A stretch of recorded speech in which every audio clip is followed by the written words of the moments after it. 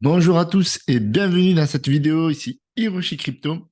Et dans cette vidéo, nous allons parler de mes investissements, vous avez bien entendu, mes investissements. Donc faites vos propres recherches, n'investissez toujours que l'argent que vous êtes prêt à perdre.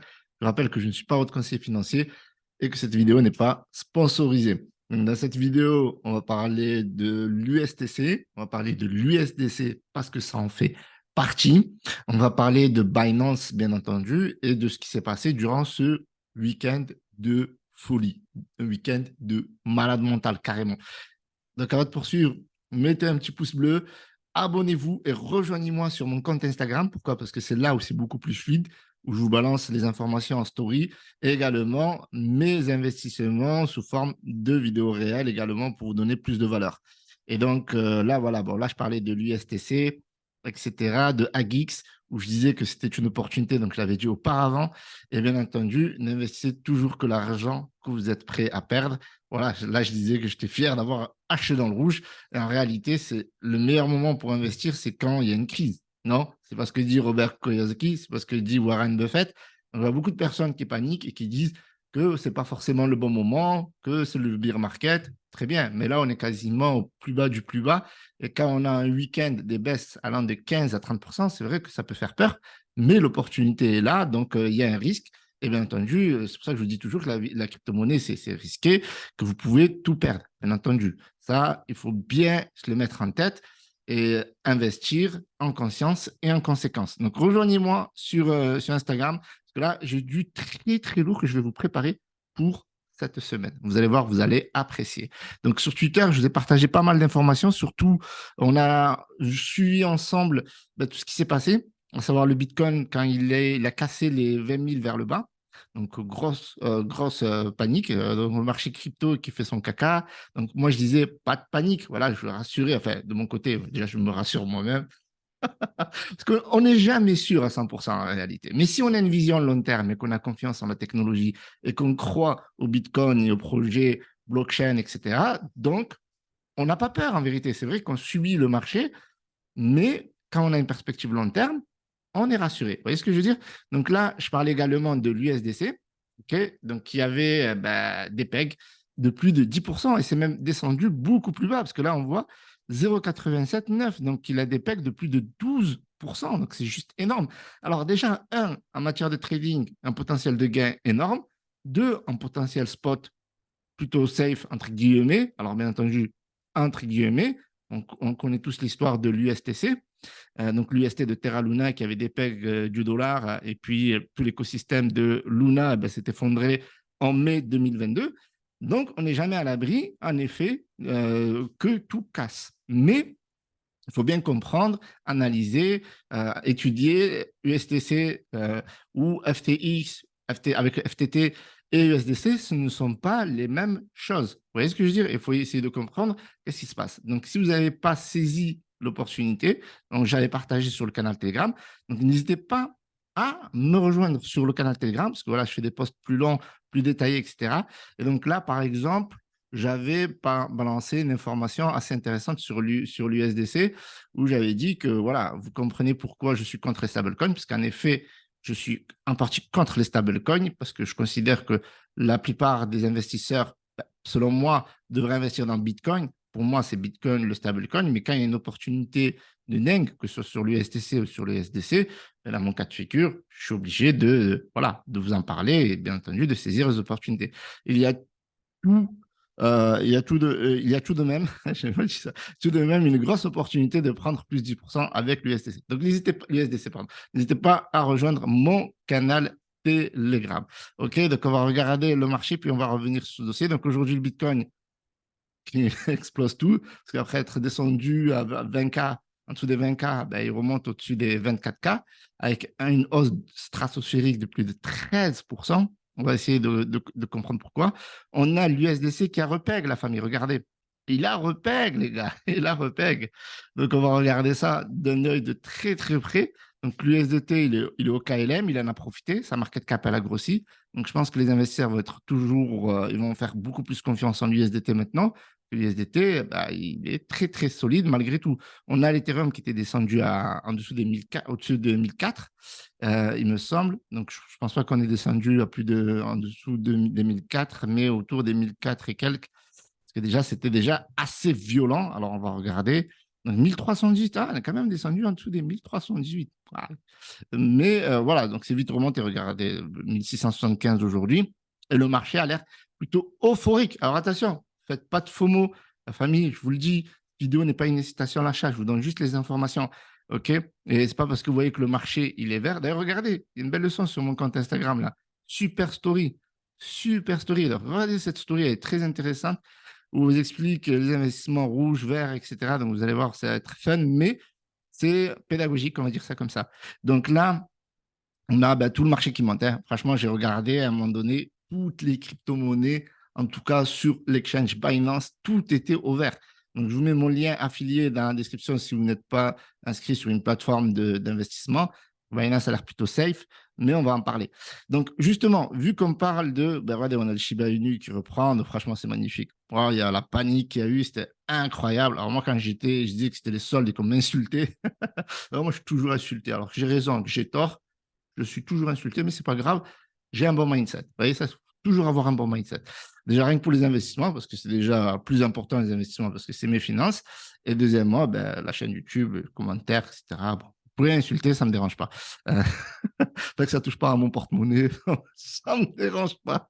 Donc, on a donc l'USTC qui est en train de revenir. De ça. Donc, une belle remontada. Donc, moi, j'avais investi à plusieurs reprises et du coup, je me suis fait attraper dans le traquenard en plein milieu. Donc, j'ai réinvesti plus bas. Et du coup, là, je suis revenu rentable. Et donc, ça fait super plaisir. Donc, vous voyez, là, au niveau d'un point de vue du marché, c'est extraordinaire ce que nous a fait le Bitcoin. Regardez la chute. Autant la chute, regardez, autant la chute, elle a été, voilà. Alors là, on est tac, tac, tac. Alors, juste, je vais enlever ça. Voilà. Donc là, nous sommes, voilà, le 3 mars. OK. Donc, chute. Donc, ça, c'est en fait, c'est l'enchaînement. Hein. Enchaînement. Silvergate, Silverbank. Enfin, il y a beaucoup de Silver, là. Silicon Bank, je sais pas quoi. Donc, il y a trois banques qui ont fait faillite en une semaine. C'est juste incroyable. Et les trois banques, elles sont liées à la crypto-monnaie. Donc, du coup, là, ça s'était bien stabilisé après la première banque. Boum. Et là, on a 9 mars, là. Donc là, le week-end. Donc, c'est grosse, grosse, grosse chute. Et puis, hop, consolidation, enfin correction, consolidation, et boum. Donc ça, c'est magnifique. C'est juste magnifique. Donc maintenant, est-ce que ça va monter plus haut? Moi, je pense que ça va corriger. D'ailleurs, c'est en train de corriger, mais je pense qu'après, ça va monter plus haut pour les raisons que je vais vous dévoiler dans cette vidéo. Donc, le Bitcoin, alors, ici, qu'est-ce qui s'est passé en fait? Voilà, l'idée, c'est de décrypter, parce qu'on est passé vraiment de la peur de ouf à, c'est bon, tranquille, on a l'habitude maintenant. Donc, alors, la Silicon Valley Bank, donc, ils ont fait faillite et ils ont emporté avec eux plus de 3 milliards de USDC. Donc, voilà, cet établissement stockait une partie des fonds de Cycle. Donc, Cycle, c'est la société qui gère l'USDC, l'émetteur de la seconde plus grosse crypto-monnaie en stablecoin, l'USDC. Donc, finalement, il y a beaucoup de gens qui foutent la gueule des stablecoins parce que finalement, ce n'est pas si stable que ça. On a vu le DAI chuter aussi. Maintenant, il a repeg. On a vu donc l'USDC, puis l'USTC, et parfois l'USDT a tendance à dépeg, mais vraiment léger. Alors, Cycle a annoncé qu'il ne pouvait pas retirer les 3,3 milliards de dollars stockés chez la Silicon Valley, mais ils ont rassuré. Alors, il y a le gouvernement américain qui a assuré et aussi Cycle qui ont annoncé sur Twitter. Et donc, ça, c'est pour ça que moi, j'ai balancé l'information dans mon canal Telegram. C'était après avoir les informations comme quoi les 3,3 milliards, de toute façon, Cycle les avait et qu'ils allaient repeg tout simplement au dollar. Donc, pour le coup, donc, quand on investit en faisant ses propres recherches. Et ça, c'est très important. Donc, moi, quand je balance ces informations, je balance ces informations. Ça ne veut pas dire que mes informations sont des informations qui vont vous aider à devenir millionnaire, quoi que ce soit. C'est des informations brutes. Après, c'est à vous de les traiter et de les analyser, bien entendu, comme d'habitude. Donc là, on a donc, les multiples clients de la SVB liés au secteur crypto. Plusieurs cryptos s'attendaient au pire. pour l'industrie de la blockchain dans les jours à venir. Et en fait, finalement, le Bitcoin, il a explosé tout seul. Donc, Cycle a réussi à rassurer les investisseurs. Voilà. Par exemple, on a eu qui? On a Sam Backman de FTX, il n'a pas réussi à rassurer les investisseurs. Et on a eu également Docon qui n'avait pas réussi à rassurer les investisseurs. Donc, vous voyez que là, on a une autre paire de manches. Lors d'un communiqué transmis hier, l'entreprise s'était engagée à gérer la crise en affirmant pouvoir garantir la valeur de 1 $, donc le fameux 1 pour 1. Donc, au plus bas, c'est descendu à 0,87 centimes au 11 mars. Donc, Bruno Le Maire, ce qu'il dit, franchement, on s'en fiche. Donc, on poursuit avec l'USDC. Qu'est-ce que j'ai comme autre information ici? Donc, l'USDC repègue alors que les États-Unis soutiennent SVB et Signature. Donc, en fait, ils vont aider ces banques-là. Donc, ces banques-là ont fait la demande de faillite. Donc, est-ce qu'elles vont repartir? Ça, j'en sais rien. Mais voilà, je pense que non. Mais la secrétaire au Trésor, Janet Yellen, le président de la Fed, Jérôme Powell, et le chef de la FDIC, Martin Grunberg, ont conjointement déclaré prendre des mesures décisives pour protéger l'économie américaine et renforcer la confiance dans le système bancaire. La secrétaire Yellen a approuvé des actions permettant à la FDIC, donc la FDIC, de mener à bien la résolution de la Silicon Valley Bank d'une manière qui protège pleinement tous les déposants. Les déposants auront accès à la totalité de leur argent à partir du lundi 13 mars. Et vous voyez, ça, c'est très important parce qu'en fait, ce qui fait peur le plus quand il y a une faillite, c'est que tous les gens qui ont déposé leur argent dans ces banques-là ou qui ont investi dans ces banques-là ou dans des actifs, etc., perdent tout leur argent, tout leur avoir. Et donc, finalement, ça crée de la récession, en fait, ça crée de la crise, quoi. Et du coup, là, vu que là, tout est assuré, tout est garanti, en fait, c'est comme s'il ne se passait rien finalement. Et donc, du coup, c'est pour ça que ça repart à la hausse. Aucune perte associée à la résolution de la Silicon Valley Bank ne sera supportée par le contribuable, peut-on lire dans un communiqué. Alors ça, c'est très important parce que, alors il y a Joe Biden aussi qui est monté au créneau par rapport à ça et qui avait dit que les banques américaines, c'était safe, prévient que les responsables de la faillite de SVB devront rendre des comptes, et en fait que c'est les sociétés qui vont payer et pas forcément en augmentant, par exemple, les taux d'intérêt, ce ne sera pas le contribuable qui va payer. Je suis fermement dévoué à demander des comptes aux responsables de ce gâchis, a déclaré Joe Biden dans un communiqué assurant que le peuple américain et les entreprises américaines peuvent avoir confiance dans le fait que leurs dépôts bancaires seront là lorsqu'ils en auront besoin. Et donc, forcément, tout cet enchaînement d'informations, l'USDC qui repègue parce qu'ils ont de l'oseille, les banques qui vont rendre l'argent parce qu'il y a le gouvernement américain, plus il y a Yellen, etc., qui sont derrière, et donc il n'y a pas d'échappatoire, parce que cet argent, il est souvent là, en fait. C'est-à-dire que même quand on a l'impression qu'il n'est pas là, il est là. Alors, ne me demandez pas comment, c'est assez technique. On le voit par exemple avec FTX. FTX a déclaré faillite. Derrière, ils ont réussi à récupérer 5 milliards rapidement. Pourquoi? Des actifs ici, des actifs là. La comptabilité a été mal faite. Nanana, il y a toujours voilà, il y a toujours des ressources, il y a toujours de l'argent à trouver. Et si, par exemple, Sam Backman, il avait bien géré FTX, etc., même en ayant joué avec l'argent des investisseurs, etc., eh ben déjà, s'il avait réussi à récupérer ces 5 milliards, ils avaient, je crois, 10 milliards qu'ils avaient pris aux investisseurs. Ils auraient pu, voilà, en général, on va pas il n'y a pas 50% de tous les investisseurs qui vont à la banque retirer tout leur argent.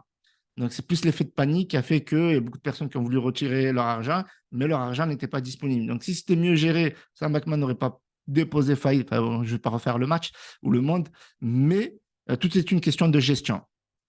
Et donc même son de cloche concernant Signature Bank, une autre banque américaine crypto-friendly. Donc voilà, beaucoup de banques Silvergate, SVB. Donc ça, c'est des banques qui sont crypto-friendly, qui sont liées aussi aux startups. Donc les startups, d'ailleurs, ça c'est très dangereux. Si vous financez des startups, enfin, la majorité des startups font faillite. Donc si des banques financent majoritairement des startups, c'est très risqué. Et si en plus ces startups sont liées à la blockchain et aux crypto-monnaies, c'est encore beaucoup plus risqué étant donné qu'on est un bear market. Donc, c'est ce qui s'est passé en fait. Nous annonçons également, je reviendrai un mot sur Binance et FTX. Donc, lâchez le pouce bleu, OK? C'est du boulot tout ça. Nous annonçons également une exception de risque systémique similaire pour Signature Bank. Tous les déposants de cette institution seront remboursés entièrement, comme pour la résolution de la Silicon Valley Bank. Aucune perte ne sera supportée par le contribuable, indique le document. Donc, ça, c'est génial. Et du coup, ces bonnes nouvelles ont fait que tout va bien, en fait. Circuler, il n'y a rien à voir. Nous sommes encouragés de voir que le gouvernement américain et les régulateurs financiers prendre prendre des mesures cruciales pour atténuer les risques liés au système bancaire, a commenté son CEO Jeremy Haller.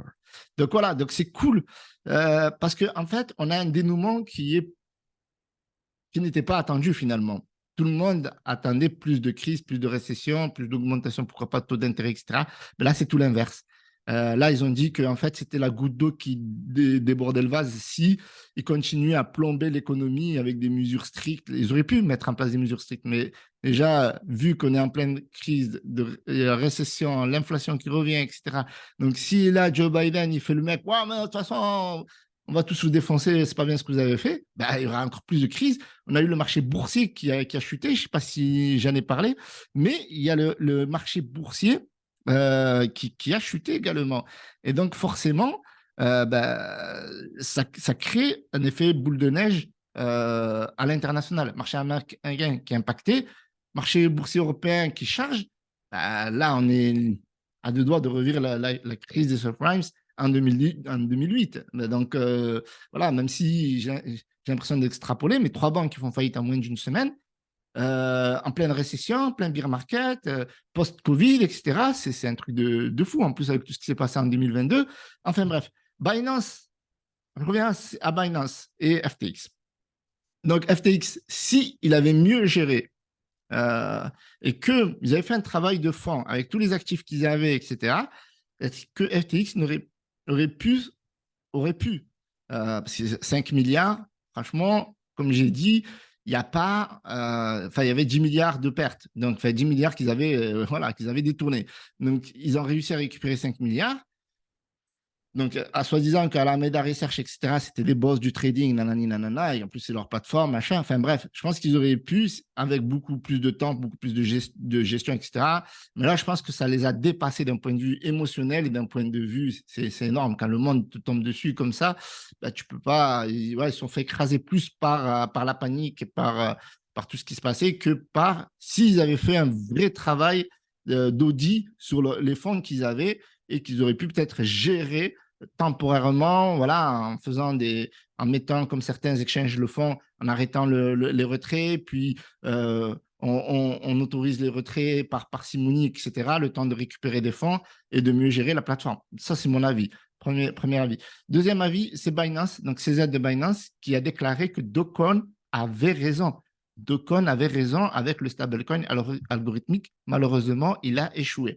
Et plus vous allez jouer la carte de la régulation, plus au niveau de la crypto-monnaie, je pense que beaucoup de gens sont là, ouais, il faut réguler, machin, pour l'investisseur, etc. Ouais, d'accord. D'accord, regardez ce qui se passe quand c'est régulé. Ces trois banques américaines étaient régulées. D'accord. Donc, si vous continuez à faire confiance aux banques, aux institutions, etc., voilà ce qui se passe. C'est exactement ce qui se passe. Et en fait, on est aux antipodes de la philosophie de Satoshi Nakamoto. Donc là, on rentre dans le point philosophique. Donc, Binance a relisté l'USDC. Donc ça, c'était un point aussi pour lequel, je ne l'ai pas dit en intro, mais voilà, je l'ai dit sur Instagram, c'était un point qui m'a rassuré au niveau du fait qu'il allait repeg au dollar. Quand par hasard, on a CZ qui nous sort un relisting de l'USDC en pleine crise. Malin, super-héros. Bravo CZ. Non, franchement, c'était bien fait. Après, par exemple, on a de nouvelles paires. On a notamment, pour l'USTC, on a la paire USDT. Génial. Avant, on ne tradait qu'avec le BUSD. Donc, il y avait franchement ce qu'on appelle aussi un monopole de l'exchange. Et il y a le monopole des banques et le monopole des exchanges. Et ces deux monopoles-là, ben, elles tuent l'économie de la crypto-monnaie. Par exemple, Binance, quand ils choisissent de délister des crypto-monnaies ou des paires de crypto-monnaies au profit d'un stablecoin comme le BUSD, ça crée de la crise. Ça crée de la crise. Regardez ce qui s'est passé. Le fait que le BUSD s'est fait attaquer par Biden et Co., notamment avec la société Paxos, dont on l'a plus autorisé à minter des BUSD. D'accord. Parce que, tout simplement, Binance, qui a été le projet de Binance, en fait, c'était de dégager tous les stablecoins. On a commencé par certains stablecoins qui n'étaient pas très connus, puis par Cycle, puis peut-être l'USDT, et au moins, il n'y a que le BSD sur la plateforme de Binance. Donc, forme de monopole. Et ça, c'est dangereux. Et donc, du coup, on lui a tapé dessus. Et finalement, Binance est en train de remettre en place certaines paires, d'accord, qui n'avaient supprimé le profit du BUSD, et il a relisté l'USDC au meilleur des moments. Donc, en fait, le méchant devient le héros. Le héros, au début, le héros, puis méchant, et puis le méchant devient le héros, etc. Et puis maintenant, on a quelqu'un qui accepte la régulation, qui est dans le milieu de la régulation, etc. Donc, est-ce que c'est bon pour l'univers de la crypto-monnaie? Seul l'avenir nous le dira, mais on voit que la régulation dans l'univers de la crypto-monnaie, ça va être quelque chose de très complexe, la famille, très complexe. Voilà ce que je voulais vous dire sur le dossier. En tout cas, le Bitcoin, lui, ce qui m'énerve un petit peu, c'est que normalement, quand il y a ces banques qui font faillite, après, je pense que c'est un impact à court terme. Et je pense que sur le long terme, il n'y aura plus cet impact des banques. Voilà, entre guillemets. Là, il réagit au sauvetage. Mais normalement, le Bitcoin, il n'aurait pas dû chuter. Il n'aurait pas dû. Les banques font faillite, tant pis. Moi, je suis le Bitcoin. Je suis décentralisé. Voilà, je suis une autorité universelle. Personne qui est au-dessus de moi, aucune institution. Et or, là, on voit que d'un point de vue capitalisation, ben, c'est tellement faible encore aujourd'hui que ce n'est pas possible que ben, le Bitcoin puisse supporter ces crises-là. Peut-être qu'un jour, cela arrivera, mais je pense que ce sera très loin. En tout cas, j'espère qu'on sera là pour en parler. Donc, je vous remercie d'avoir visionné cette vidéo. Mettez un gros pouce bleu, n'hésitez pas à me rejoindre sur Instagram. Ce qu'il faut comprendre, c'est que quand on investit en faisant ses propres recherches, ça c'est très important, mais on mesure ce qui fonctionne pas. C'est pas parce que on a une société qui a fait faillite ou un stablecoin qui n'a pas réussi à repeg qu'un autre ne repèguera pas. Il faut essayer de comprendre pourquoi en fait l'un n'a pas réussi et l'autre a réussi, et les enjeux qu'il y a autour de la crypto-monnaie d'un point de vue décentralisation et niveau régulation.